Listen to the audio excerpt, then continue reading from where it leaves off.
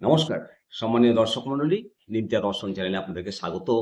আজকে প্রাথমিক বিদ্যালয়গুলোতে শিক্ষক এবং ছাত্রছাত্রীদের অনুপাত কেমন হওয়া উচিত, কতজন পড়ুয়া থাকলে কতজন শিক্ষক থাকবে, কতজন পড়ুয়া থাকলে স্কুলে প্রধান শিক্ষক বা সহকারী শিক্ষক নিয়োগ করা যায়।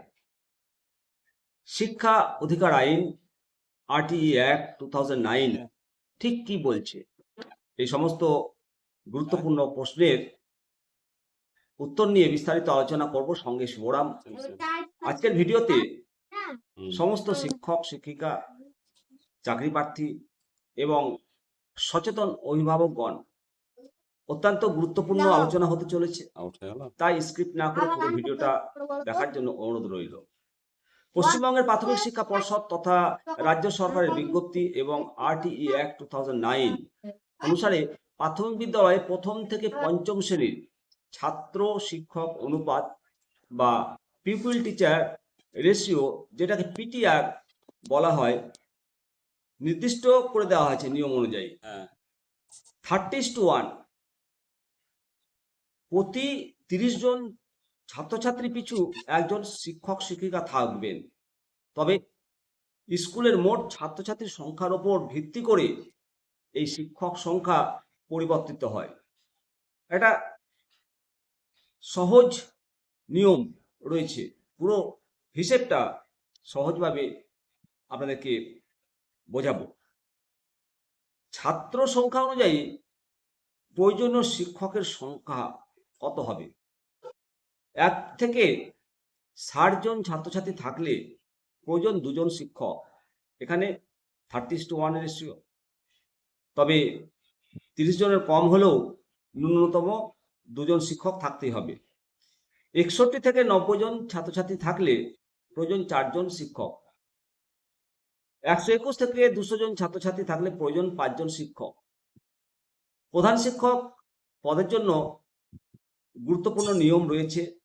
সবথেকে গুরুত্বপূর্ণ এবং চর্চিত বিষয়, একটি প্রাথমিক স্কুলে কখন প্রধান শিক্ষক পদ মঞ্জুর হয়।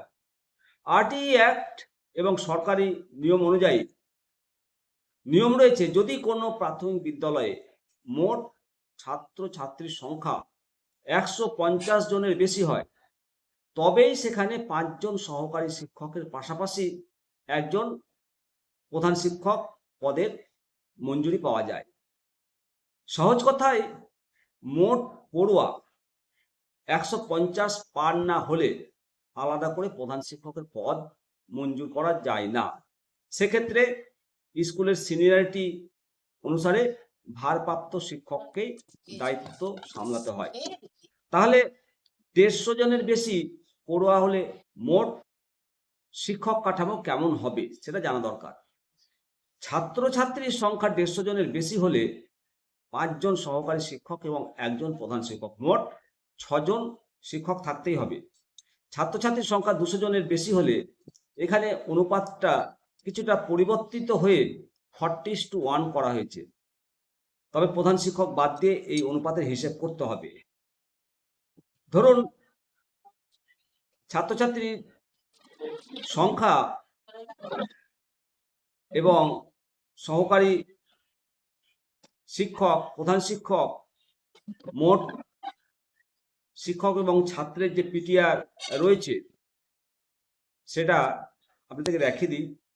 1 থেকে 60 জন 2 জন শিক্ষক, 61 থেকে 90 3 জন শিক্ষক, 91 থেকে 120 4 জন শিক্ষক, 121 থেকে 150 5 জন শিক্ষক, 150 জনের বেশি হলে 5 জন শিক্ষক এবং 1 জন প্রধান শিক্ষক,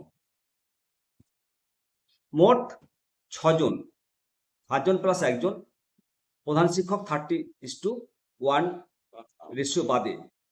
তাহলে বন্ধুরা,